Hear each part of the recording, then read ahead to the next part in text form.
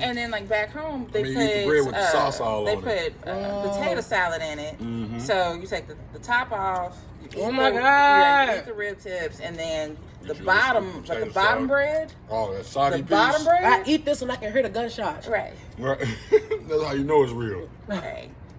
That bottom is what does it. Yeah, soggy piece with a fork. You just tear it apart. That's the best piece. It's almost better than the barbecue. Exactly. Yeah, she brought that mukbang life y'all needed over there. Oh my God. You pulled up over there for that mukbang. And you in the background talking loud the whole time. Oh, word? I'm so sorry. You should have told me to shut up now. I would never. You a It's all boss. good. I am a boss. I'm a humble boss. You a humble boss. Humble boss. Okay. This so good. Oh my God. Actually, I need to go make her order some rib tips real quick. This is all I'm doing today. So this, like, Oh my like God. I literally, like I said, I had my pajamas on. I had a onesie on, and then I looked at the time. I was like, oh crap, let me get up. And then traffic is starting to pick up, but again.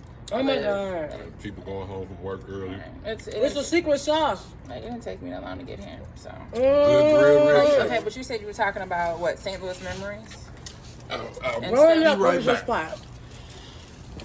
I spent my weekends at the club, also known as the Palace or St. Yeah. Right, pretty much. Come on, lock in. That's what. So no, was not allowed to stay for a lock-in. You didn't stay for a lock-in? Oh no, that was not something that my parental units were allowing. But That's horrible. that wasn't horrible. I got to sleep in my own bed. But so no, didn't never stay for a lock-in. But weekends, that's what we did. And then Saturday, definitely, you got up, you and your friends got together, and you hopped on the bus, and you took the bus. You were going to Northwest Plaza. I was gonna say after the lock-in, you slept till 12 and went to Northwest Plaza. Right. So you're on Northwest Plaza, and so you got to get up, get your outfit together. Yeah. You had probably no more than $10 to $20 tops in your pocket. What was your hairstyle? What was your Northwest Plaza go-to? So, I had the T-Boz sideburns for a while. So I had the little bowl cut and I had the T-Boz sideburns. Okay. That was the thing. And at the time, I had contact lenses. So either I had green. I had the green and the blue ones. Or I had hazel, right? But I remember, like, after my best friend and I, we got them at the same day, and my mom always talks about, she's like, y'all begged us to take you to Northwest Plaza. I'm like, right, we had to walk around. That's it. Because we had always had glasses. But yeah, that was it. So you got up, you took the whatever bus you had to take to get to North Hanley Station, to UMSL South, and then you took the next bus from UMSL South. The Natural Bridge is what took you all the way out to Northwest Plaza.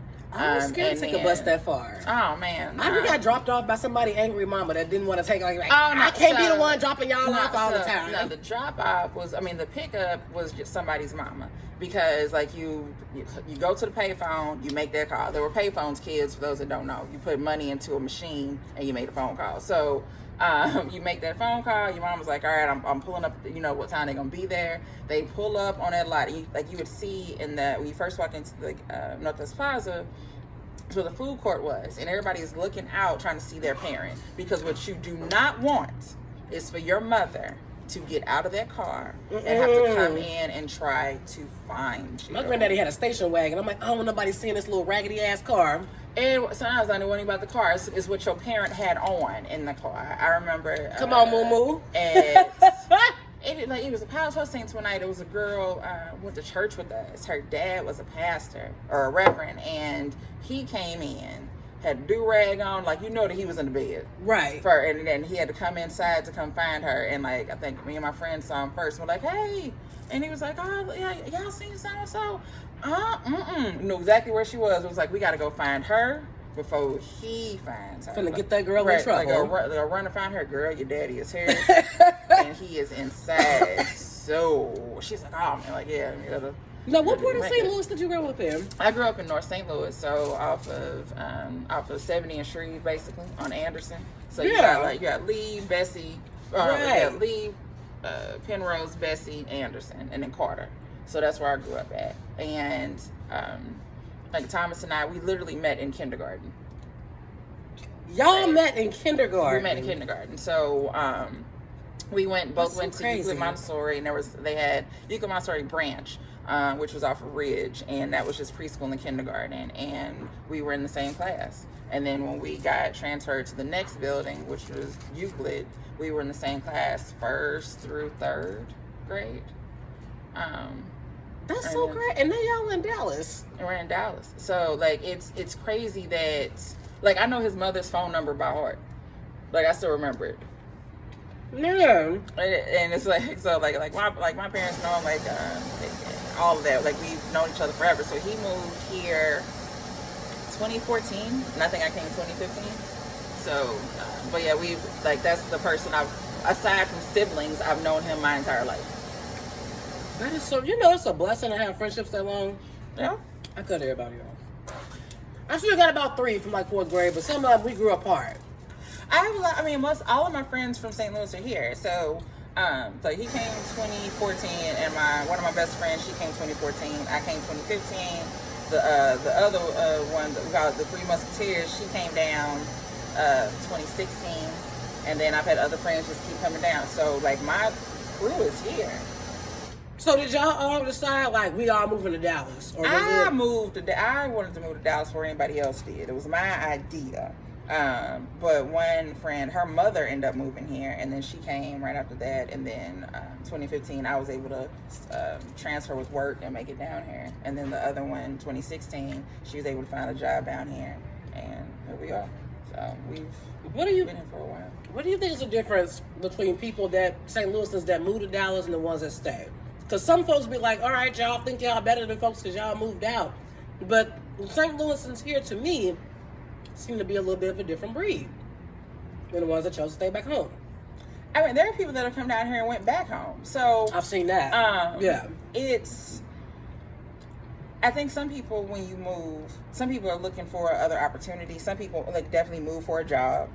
Some people are looking for more opportunity. Some people are looking to get away from whatever influences are there for them in St. Louis. For me, It was a combination of all things. Like, I didn't have any, like, I wasn't running from anybody, right? Like, I wasn't in trouble with the law or nothing like that. Like, none of that was going on. But I knew that I needed to leave where I was to be who I could be.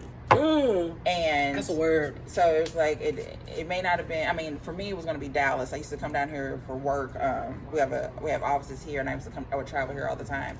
And I knew, like, I would literally get off the plane, go to my hotel, go to work, go back to my hotel. Like, I was never really experiencing Dallas, but I knew in my heart this is where I should be.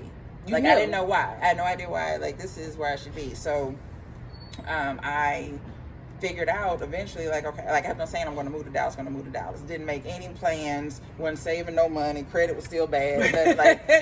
But no you knew what your path was. But I knew where you needed to be. And when I really finally made the decision that I was going to move, right? You're going to move, so you got to figure out, okay, what's my job going to be? Where am I going to live? All these things. And when I tell, like, a couple of bad things happened, but those bad things, like, people like say, like, what the devil meant for bad, God meant for good, or whatever. So there were all these crazy things that happened, and all these things. I'm like, okay, Lord, I ain't gonna be able to do it because I ain't got this, I ain't got that, I ain't got that. And then he was like, okay, well, how about this? I'm gonna give you this, I'm gonna give you that, I'm gonna give this. And like the doors just opened. And it was to the point of, it was like, if I don't go now, then God ain't gonna bless me again. You gotta go when it's time to go. When it's your time, it's your time. Scared. Period. No matter what. When it's your time, it's your time. And I was terrified to go, like, to move, but I did it, and I've been here like since 2015. So I don't have any. My regret is that I didn't do it sooner. But I understand but I don't even want to call that a regret. I wasn't supposed to move sooner than I did. It wasn't the time. It wasn't the time. I moved when I was supposed to move. Like, simple as that. That's how I was. So one of my best friends lives down here.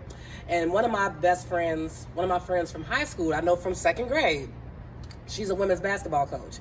So she was a women's basketball coach at Mississippi State in 2017. They made it to the Final Four. Final Four was here. Mm-hmm. So I had been chasing them kind of towards the end of that season. So I drove with my son all the way here for that game. And I was like, man, I kind of dig it here. This is kind of nice. So for my son's birthday, actually for the next 3 years, we drove to Dallas. And then when COVID hit, it kind of changed my whole job. I was Coca-Cola, and like My job was to be in bars and restaurants all day. So when COVID hit, it shut all of that down. Okay. So I was like, you know what? I'm gonna take a risk. And daughter, I'm gonna just pack up. I'm gonna go to Dallas. I don't know how I'm finna figure this out, but I'm quitting this job and I'm gonna do it. I quit this corporate ass job where I was making very good money, but I was starting to get miserable. Right. Packed up she was 10 months old. My 10-month-old daughter. I started driving up like every weekend, looking for a place. And I didn't know how I was gonna pull the shit off, but I did it. And that first couple of months was rough, but I kind of got my footing like real quick. So Dallas has been good. It's a lot going on though. Yeah, it's depending on who you talk to. Dallas is either it's for you or it's not for you. Most of the women here, most women from St. Louis who live here will tell you in a minute that you're not gonna find a date. In Dallas, it's trash. Oh my God, I got stories. So, ladies and gentlemen, let me tell you this: help the people. It's horrible. It's pee in the If you're from St. Louis, you are used to being able. So right now, I got on a hoodie. I got on some leggings that don't match, and all of that. Right, and I left the house because I knew I just was coming here and I'm going back home. You can leave the house looking like this, and you will find the man of your dreams. Somebody will approach you and say, "Hey, how you doing?" Something.